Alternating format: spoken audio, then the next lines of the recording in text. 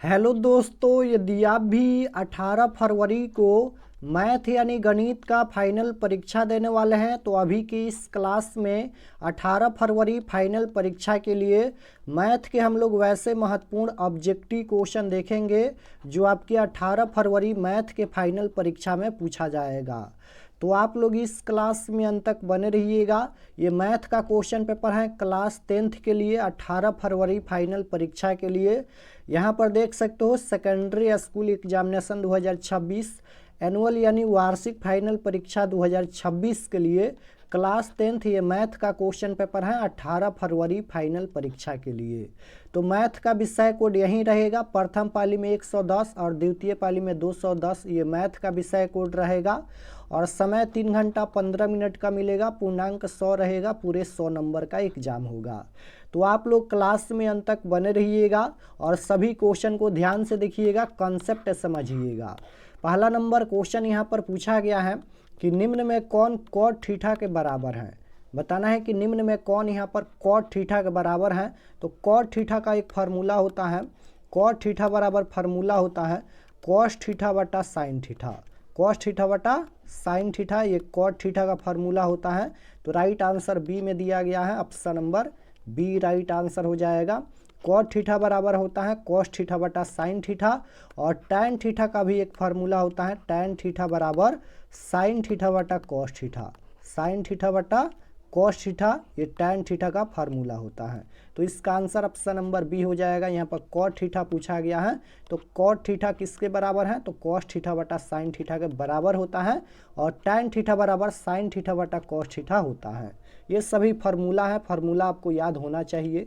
Question number 2 यहाँ पर पूछा गया है। 2 नंबर क्वेश्चन है कि द्विघात बहुपद एक्स स्क्वायर माइनस 2 के शून्यक है। यहाँ पर इसका शून्यक पूछा गया है तो शून्यक निकाल लेते हैं। यहाँ पर एक्स स्क्वायर माइनस 2 बराबर में 0 करेंगे तो यहाँ पर एक्स स्क्वायर बराबर में ये माइनस का 2 है, इधर आएगा तो प्लस का 2 हो जाएगा। स्क्वायर हटेगा तो ये रूट में जाएगा और रूट अंडर 2। तो इसका 2 शून्यक होगा, एक प्लस का और एक माइनस का, एक प्लस का रूट 2 और एक माइनस का रूट 2। इसका 2 शून्यक होगा। कहाँ पर दिया गया है, तो ऑप्शन नंबर बी में दिया गया है। पहले यहाँ पर -2 फिर +2, इसका 2 शून्यक हो जाएगा, एक माइनस का 2 एक प्लस का 2।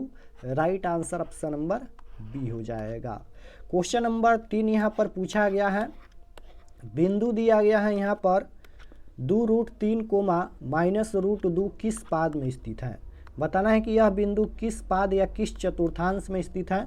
तो ग्राफ आपको याद होगा, प्रथम चतुर्थांश या प्रथम पाद में क्या होता है, तो प्रथम में होता है plus coma plus, plus coma plus होता है।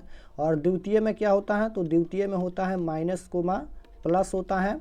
और तृतीय में क्या होता है, तो तृतीय में माइनस कोमा माइनस होता है। और चतुर्थ में क्या होता है, तो प्लस कोमा माइनस होता है। तो संख्या से कोई मतलब नहीं है, बस यहाँ पर चिन्ह देखना है, माइनस प्लस देखना है। तो देखिए पहला में यहाँ पर प्लस छुपा है और दूसरा में यहाँ पर माइनस है, यानी प्लस माइनस है। तो प्लस माइनस किस में होता है, तो प्लस माइनस चतुर्थ में होता है। तो यह बिंदु चतुर्थ पाद या चतुर्थ चतुर्थांश में स्थित है। Right answer option number D हो जाएगा। क्वेश्चन नंबर 4 यहाँ पर पूछा गया है। 4 नंबर क्वेश्चन है कि समांतर श्रेणी दिया गया है, यहाँ पर इसका 10वां पद क्या होगा। यहाँ पर 10वां पद पूछा गया है तो 10वां पद के लिए फार्मूला लिखेंगे a प्लस में 9d। यहाँ पर एक घटा कर लिखते हैं, जैसे 10वां पद पूछा गया है तो a प्लस 9d लिखेंगे। अब a यानी प्रथम पद होता है, प्रथम पद यहाँ पर 54 दिया गया है तो 54 हो जाएगा, प्लस में 9 गुना d होता है सारवंतर। और सारवंतर कैसे निकालते हैं, तो a2 माइनस a1, यानी दूसरे पद में से पहले पद को घटाया जाता है। दूसरा पद यहाँ पर 51 है, 51 माइनस पहला पद 54 है। तो 51 में से 54 घटाएंगे तो ये -3 आएगा, तो यहाँ पर हो जाएगा माइनस का 3। तो यहाँ पर 54 और प्लस में 9 3 का 27 माइनस का 27 हो जाएगा। तो यहाँ पर हो जाएगा 54 और यहाँ पर प्लस है, यहाँ पर माइनस है, तो प्लस माइनस माइनस का 27 हो जाएगा। 54 में से 27 घटाएंगे, 54 में से यहाँ पर 27 घटाएंगे तो कितना होगा, तो ये प्लस का 27 हो जाएगा, प्लस का 27। ऑप्शन नंबर ए में ही दिया गया है। Right answer option number A हो जाएगा। क्वेश्चन नंबर 5 की ओर चलते हैं। 5 नंबर क्वेश्चन यहाँ पर पूछा गया है कि निम्न में से कौन परिमेय संख्या है। निम्न में कौन परिमेय संख्या है, परिमेय संख्या पूछा गया है। तो √3 यहाँ पर है, √3 का वर्गमूल पूर्ण रूप से नहीं निकलेगा, तो यह एक अपरिमेय संख्या है। यहाँ पर देखिएगा √5 है, यह भी एक अपरिमेय संख्या है। यहाँ पर √6 है, यह भी एक अपरिमेय संख्या है। लेकिन बी ऑप्शन को देखिएगा, यहाँ पर 2√2, देखिए यहाँ पर बी ऑप्शन को 2√2 और बट्टा में यहाँ पर √2 दिया गया है। √2 से √2 कट जाएगा तो 2 बचेगा। 2 के नीचे 1 लिखकर इसे p/q के रूप में लिखा जा सकता है। तो यह एक परिमेय संख्या है। तो right answer option number B हो जाएगा। 2√2 एक परिमेय संख्या है। क्वेश्चन नंबर 6 यहाँ पर पूछा गया है। 6 नंबर क्वेश्चन यहाँ पर पूछा गया है कि दो समरूप त्रिभुजों की भुजाएं 4:9 के अनुपात में हैं। इन त्रिभुजों के क्षेत्रफल का अनुपात क्या होगा। यहाँ पर क्षेत्रफल का अनुपात पूछा गया है। तो जब क्षेत्रफल का अनुपात पूछा जाएगा तो इसको हम लोग स्क्वायर करेंगे। तो 4 का स्क्वायर हो जाएगा 16 और 9 का स्क्वायर हो जाएगा 81, यानी 16:81 इसका राइट आंसर हो जाएगा ऑप्शन नंबर सी। जब क्षेत्रफल का अनुपात पूछा जाएगा तो स्क्वायर करना है और त्रिज्या का अनुपात पूछा जाएगा तो रूट लगाना है। क्वेश्चन नंबर 7 देखिए, यहाँ पर पूछा गया है कि किसी द्विघात समीकरण के विवेचक का मान 0 से बड़ा होने पर दोनों मूल कैसा होगा। विवेचक का मान क्या है, तो यहाँ पर 0 से बड़ा है, यानी d बराबर d जो है वह बड़ा होता है 0 से। d का मान 0 से बड़ा होता है। तब यहाँ पर पूछा गया है कि मूल कैसा होगा। तो अगर d का मान 0 से बड़ा होता है तो मूल वास्तविक और असमान होता है, यानी वास्तविक और भिन्न हो जाएगा। Right answer option number A हो जाएगा। और अगर d का मान 0 आ जाता है, यानी विवेचक का मान 0 आ जाता है तो मूल वास्तविक और समान होता है। और d का मान अगर 0 से छोटा हो जाता है तो मूल अवास्तविक होता है, यानी उसका कोई वास्तविक मूल नहीं होता है। तो तीनों आप लोग याद रखिएगा। अगर d का मान 0 से बड़ा है तो मूल वास्तविक और असमान होगा। और d बराबर 0, यानी d का मान अगर 0 हो जाता है तो मूल वास्तविक और समान होगा। और d का मान अगर 0 से छोटा हो जाता है तो अवास्तविक मूल होता है, यानी उसका कोई वास्तविक मूल नहीं होता है। तो राइट आंसर ए हो जाएगा। क्वेश्चन नंबर 8 यहाँ पर पूछा गया है। 8 नंबर क्वेश्चन है कि 9 sec square theta minus 9 tan square theta बराबर क्या होगा। तो यहाँ पर देखिएगा 9 sec स्क्वायर थीटा है और यहाँ पर 9 tan स्क्वायर थीटा है। तो दोनों में 9 है, तो 9 को हम लोग बाहर कर लेते हैं, यानी कॉमन कर लेते हैं। तो क्या बचेगा, तो यहाँ पर बचेगा sec स्क्वायर थीटा और माइनस के बचेगा tan square theta. tan square theta बचेगा। तो यहाँ पर हो जाएगा 9 गुना, ये फार्मूला होता है sec square theta minus tan square theta बराबर 1। तो यहाँ पर 1 हो जाएगा। 9 में 1 से गुना करेंगे तो 9 होगा। ऑप्शन नंबर बी में दिया गया है। Right answer option number B होगा। क्वेश्चन नंबर 9 यहाँ पर पूछा गया है। 9 नंबर क्वेश्चन देखिएगा कि द्विघात बहुपद दिया गया है x² - 3 के शून्यक होंगे।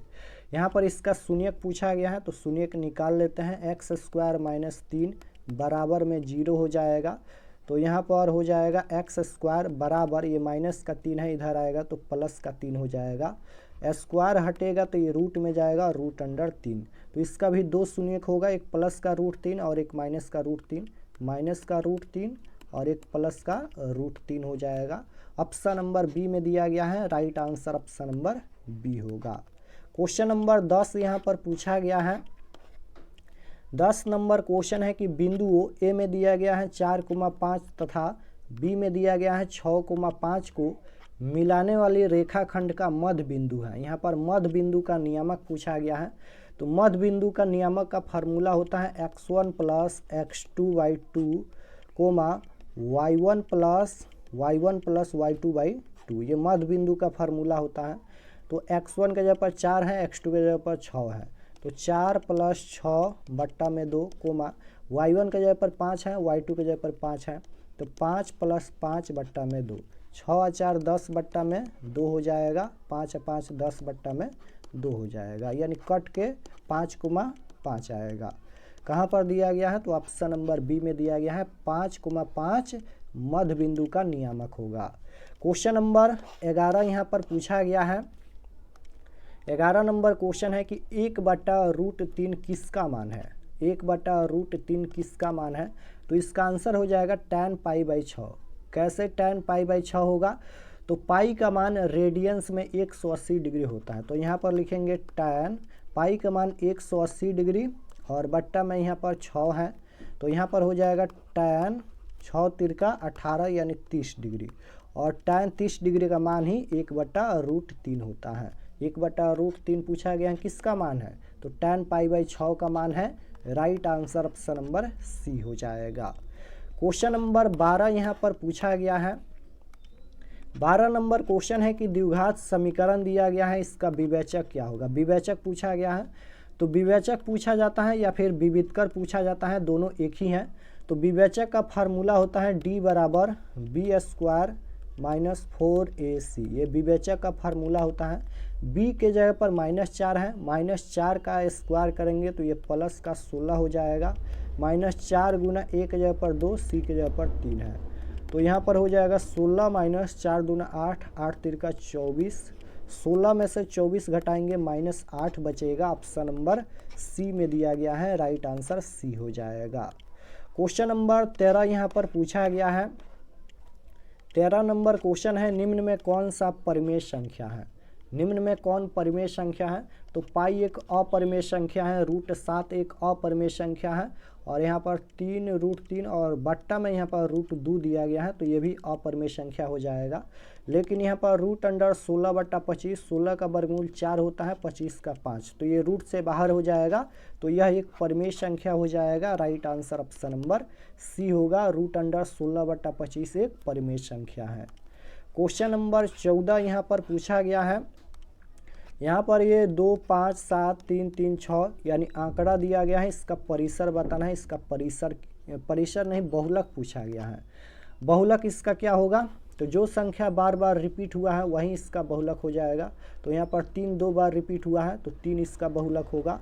ऑप्शन नंबर बी में दिया गया है, right answer option number B हो जाएगा। और परिसर भी पूछा जाता है, तो परिसर कैसे निकालते हैं, तो सबसे बड़ी संख्या में से सबसे छोटी संख्या घटाते हैं। और बहुलक पूछा जाएगा, तो जो संख्या सबसे ज़्यादा बार रिपीट हुआ है वहीं बहुलक हो जाएगा। क्वेश्चन नंबर 15 यहाँ पर पूछा गया है।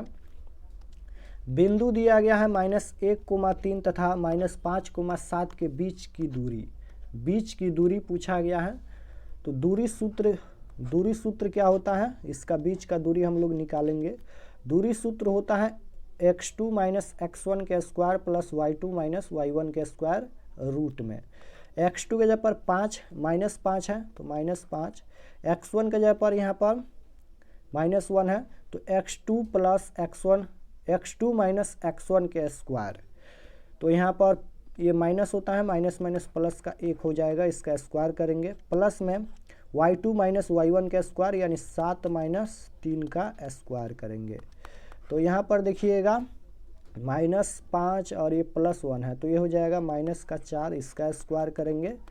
और प्लस में यहाँ पर भी 7 में से 3 घटाएंगे तो 4 बचेगा, स्क्वायर करेंगे। तो यहाँ पर 4 का स्क्वायर 16 और 4 का स्क्वायर 16 हो जाएगा। 16 16 √32 हो जाएगा। 32 का फैक्टर कर लेते हैं, यहाँ पर 2 से कटाएंगे 16 हो जाएगा, 2 से कटाएंगे 8 हो जाएगा, 2 से कटाएंगे 4 हो जाएगा, और 2 से घटाएंगे 2 हो जाएगा। यहाँ पर ये जोड़ा बन जाएगा, 2 दूना 4 और रूट में यहाँ पर 2 आएगा। 4√2 ऑप्शन नंबर ए में दिया गया है, राइट आंसर ए हो जाएगा। क्वेश्चन नंबर 16 यहाँ पर पूछा गया है। 16 नंबर क्वेश्चन है, बिंदु दिया गया है -3,4 की दूरी मूल बिंदु से है। मूल बिंदु से दूरी पूछा गया है। तो मूल बिंदु से दूरी का फार्मूला होता है x² + y²। तो √x के जगह पर -3 है, तो -3 का स्क्वायर, प्लस में यहाँ पर y², y के जगह पर 4 है, तो 4 का स्क्वायर। -3 का स्क्वायर प्लस का हो जाएगा, 3 तिहाई 9, 4 चौका 16, 16 9 √25 हो जाएगा। और 25 का वर्गमूल 5 होता है, तो इसका आंसर 5 होगा। ऑप्शन नंबर डी में दिया गया है। क्वेश्चन नंबर 17 यहाँ पर पूछा गया है। 17 नंबर क्वेश्चन देखिएगा, साइन 18 डिग्री और बट्टा में कॉस 72 डिग्री का वैल्यू क्या होगा। तो साइन 18 डिग्री यहाँ पर है और बट्टा में कॉस 72 है, इसका आंसर 1 होता है। तो यहाँ पर हम सॉल्व कर देते हैं, लिखेंगे यहाँ पर साइन 90 डिग्री माइनस थीटा का जगह पर 18 डिग्री है और बट्टा में यहाँ पर है कॉस 72 डिग्री, तो ये हो जाएगा कॉस 72 डिग्री। तो ऊपर में हो जाएगा साइन 90 डिग्री माइनस थीटा बराबर कॉस थीटा होता है, 90 में से 18 घटाएंगे तो 72 बचेगा, बट्टा में यहाँ पर हो जाएगा कॉस 72। तो दोनों सेम है, कट के इसका आंसर 1 आएगा। ऑप्शन नंबर बी में दिया गया है, राइट आंसर बी हो जाएगा। क्वेश्चन नंबर 18 यहाँ पर पूछा गया है। 18 नंबर क्वेश्चन है कि 2 या 2 से अधिक अभाज्य संख्याओं का मौसा क्या होगा। 2 या 2 से अधिक अभाज्य संख्याओं का मौसा पूछा गया है, तो हमेशा 1 होता है, option number A right answer होगा। क्वेश्चन नंबर 19 यहाँ पर पूछा गया है, रूट 2 है एक, रूट 2 कौन सी संख्या है, तो रूट 2 एक अपरिमेय संख्या है, right answer option number B हो जाएगा। रूट 2 कौन सी संख्या है, तो रूट 2 एक अपरिमेय संख्या है। क्वेश्चन नंबर 20 यहाँ पर पूछा गया है, निम्न में कौन सा परिमेय है, बताना है कि कौन परिमेय संख्या है, तो ऑप्शन नंबर सी परिमेय संख्या हो जाएगा, रूट 16/25 यानी 4/5 हो जाएगा, तो ये रूट से बाहर हो जाएगा, तो यह एक परिमेय संख्या है। क्वेश्चन नंबर 21 पूछा गया है, निम्नलिखित में कौन अभाज्य संख्या है, तो अभाज्य संख्या 1 से कटता है और अपने आप से कटता है, तो 11 1 से कटेगा और सिर्फ 11 से कटेगा, तो 11 एक अभाज्य संख्या है, राइट आंसर डी होगा। 22 नंबर क्वेश्चन देखिए पूछा गया है, निम्नलिखित में कौन केंद्रीय प्रवृत्ति की माप नहीं है, नहीं पूछा गया है, तो मानक विचलन नहीं है, राइट आंसर डी हो जाएगा। माध्यक बहुलक ये तीनों निकालते हैं, लेकिन यहाँ पर मानक विचलन ये केंद्रीय प्रवृत्ति की माप नहीं है, राइट आंसर डी हो जाएगा। क्वेश्चन नंबर 23 यहाँ पर पूछा गया है। 23 नंबर क्वेश्चन है कि निम्न में कौन एक घटना की प्रायिकता नहीं हो सकती है, कौन यहाँ पर घटना की प्रायिकता नहीं हो सकती है, तो देख लेते हैं। 1 से लेकर 100 तक प्रतिशत में रहता है तो उसकी प्रायिकता होती है, तो 25% है, इसकी प्रायिकता होगी। 2/6 है, यहाँ पर 6 नीचे यानी ऊपर वाला संख्या से नीचे वाला संख्या यहाँ पर ये ज़्यादा है नीचे वाला, तो इसकी भी प्रायिकता होगी। 3/4 है, ऊपर वाला संख्या से नीचे वाला संख्या ज़्यादा है, तो इसकी भी प्रायिकता होगी, लेकिन इसकी प्रायिकता नहीं होगी क्योंकि नीचे वाला संख्या से ऊपर वाला संख्या ज़्यादा है, इसलिए इसकी प्रायिकता नहीं होगी, राइट आंसर डी हो जाएगा। प्रायिकता का अधिकतम मान 1 होता है, 1 से ज़्यादा है तो उसकी प्रायिकता नहीं होती है। क्वेश्चन नंबर यहाँ पर देखिएगा पूछा गया है 24 नंबर, निश्चित घटना की प्रायिकता होती है, तो निश्चित घटना की प्रायिकता 1 होती है, राइट आंसर सी हो जाएगा। और असंभव घटना की प्रायिकता 0 होती है। क्वेश्चन नंबर 25 पूछा गया है, यहाँ पर रैखिक समीकरण दिया गया है, पूछा गया है कि इसका कितना हल होगा, तो चेक कर लेते हैं। a1/a2 बराबर b1/b2 बराबर c1/c2 के फार्मूला से। a1 के जगह पर यहाँ पर x के गुणांक में कुछ भी नहीं है तो 1 लिखेंगे, a2 के जगह पर 3 है, b1 के जगह पर 2 है, b2 के जगह पर 12 है और c1 के जगह पर 5 है, c2 के जगह पर 10 है। 1/3 हो जाएगा और यहाँ पर हो जाएगा 2 से घटाएंगे तो 1 में ये हो जाएगा 6 और यहाँ पर हो जाएगा 5 दूना 10, 1 में 2 हो जाएगा। तो यहीं पर ये बराबर नहीं है, यानी a1/a2 ये बराबर नहीं है b1/b2 के। तो अगर a1/a2 बराबर नहीं होता है b1/b2 के तो इसका एक हल होता है, राइट आंसर ए हो जाएगा। क्वेश्चन नंबर 26 यहाँ पर पूछा गया है, रैखिक समीकरण दिया गया है, इसका भी पूछा गया है कितना हल होगा, वही क्वेश्चन है, 2 बार रिपीट हो गया, इसका एकल हल होगा। नेक्स्ट क्वेश्चन देखिए पूछा गया है यहाँ पर, कोण थीटा वाले त्रिज्याखंड का क्षेत्रफल क्या होगा। कोण थीटा वाले त्रिज्याखंड का क्षेत्रफल पूछा गया है, तो त्रिज्याखंड का क्षेत्रफल क्या होता है, तो त्रिज्याखंड का क्षेत्रफल होता है θ/360 πr², θ/360 πr²। Option number D में दिया गया है, राइट आंसर डी हो जाएगा। और चाप की लंबाई होता है θ/360 2πr। क्वेश्चन नंबर 28 यहाँ पर पूछा गया है, ये बिंदु दिया गया है किस पाद में स्थित है, तो यहाँ पर प्लस प्लस है, तो प्लस प्लस प्रथम पाद या प्रथम चतुर्थांश में होता है, तो राइट आंसर ए हो जाएगा। यहाँ पर यह बिंदु प्रथम पाद या प्रथम चतुर्थांश में स्थित है। क्वेश्चन नंबर 29 यहाँ पर पूछा गया है, बिंदु दिया गया है 6,-5 का x नियामक। पहला ये x अक्ष का नियामक, दूसरा y अक्ष का नियामक होता है। तो x अक्ष का नियामक पूछा जाएगा तो y का वैल्यू बताइएगा। y का वैल्यू 5 है, -5 है, तो -5 हो जाएगा इसका answer option number B. Question number 30 यहाँ पर पूछा गया है, बिंदु दिया गया है 6,-5 का भुज है। भुज पूछा गया है, पहला भुज होता है, दूसरा कोटि होता है, तो भुज का मान 6 है, राइट आंसर ए हो जाएगा। ये पहला भुज होता है, दूसरा कोटि होता है। क्वेश्चन नंबर 31 यहाँ पर पूछा गया है कि बिंदुओं 9,3 एंड 15,11 का बीच का दूरी, तो दूरी सूत्र होता है √x2 - x1 का स्क्वायर प्लस y2 - y1 का स्क्वायर। 15 में से 9 घटाएंगे तो 6 बचेगा, 15 में से 9 घटाएंगे 6 बचेगा, 6 का स्क्वायर प्लस y2 - y1 का स्क्वायर। y2 के जगह पर 11 है, y1 के जगह पर 3 है, 11 में से 3 घटाएंगे तो 8 बचेगा, 8 का स्क्वायर करेंगे, 6 का स्क्वायर हो जाएगा 36, 8 का स्क्वायर 64 हो जाएगा, 64 36 √100 हो जाएगा, 100 का वर्गमूल 10 होता है। तो right answer option number B में दिया गया है, इसका बीच का दूरी 10 होगा।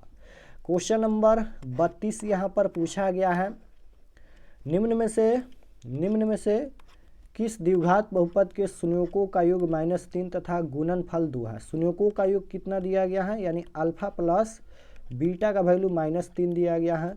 संयोजकों का गुणनफल यानी अल्फा इंटू बीटा का वैल्यू 2 दिया गया है।